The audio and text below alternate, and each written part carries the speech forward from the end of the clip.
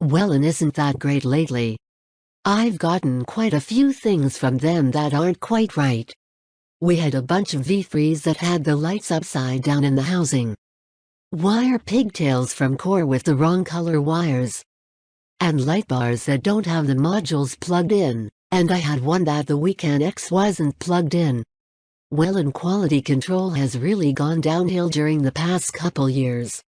I know they laid off a lot of people the last few years in both Connecticut and New Hampshire, so cost cutting may be a factor. I just found the third lead in the outer packaging. Again, just one leg was barely soldered on. Seems to have found its way out of the whelan bag via a tiny hole punched in the corner. I am going to ask around locally and see if anyone does SMD work.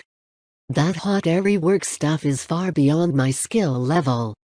I don't think returning it and waiting for either a warranty claim or a replacement is worth the time and money. COVID hurt the companies making things in the USA, that's for sure. It is hard to get good raw materials and even harder to train and employ people.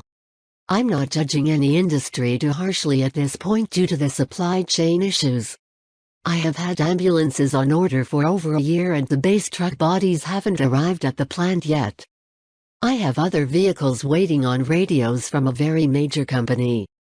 I know whelan is putting most of their resources into keeping their police, fire, EMS and tow lines stocked with the items that are most used so no one has a fire or EMS build hung up on a whelan light head.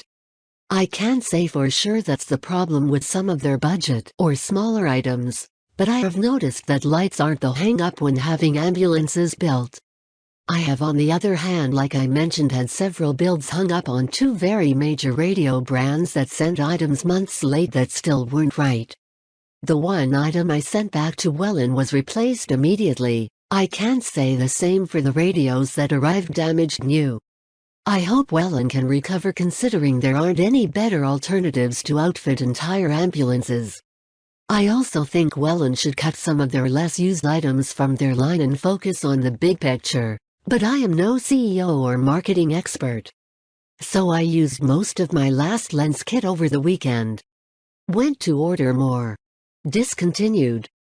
Last I had checked back in 2021 $250. Now it's all separate. $85 for an end cap or 17.34 stick. So that's over $600 for a 55-inch. So my guess is the bean counters decide to try and knock out the refurbished market and get you to buy a Freedom IV. Right. I pretty much use only whelan, but I've seen the same things in the last few years also. I hope I'm not saying in a couple years, oh yeah, I remember when whelan was great. Products, service, warranty. I've been changing out the old lens on the hand-me-down police departments to the auxiliaries here for years. 15 years plus on some of these bars. There's no way anyone is spending that kind of money for lenses on an old RMP serial strobe for volleys. Also, he thinks the dividers are around $7, so that should push it over $700. So yes. Really whelan?